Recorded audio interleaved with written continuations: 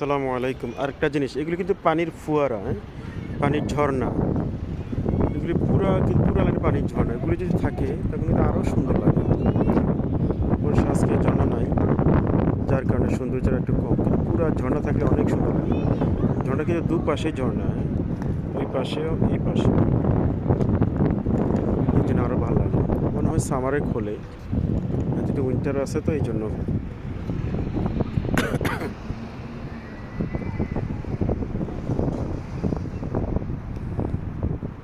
বিকালে মনটা ফ্রেশ করার জন্য আসা যায়। অনেক মানুষ, অনেক ট্যুরিস্ট আসলো, ফ্যামিলি নিয়ে ঘুরলো। আপনারাও ঘুরলেন ইনশাআল্লাহ।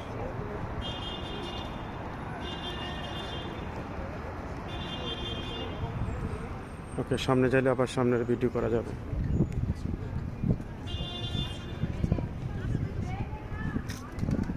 পানির ফোয়ারাগুলো থাকলে সুন্দর লাগবে, প্লাস সাইজ পানি।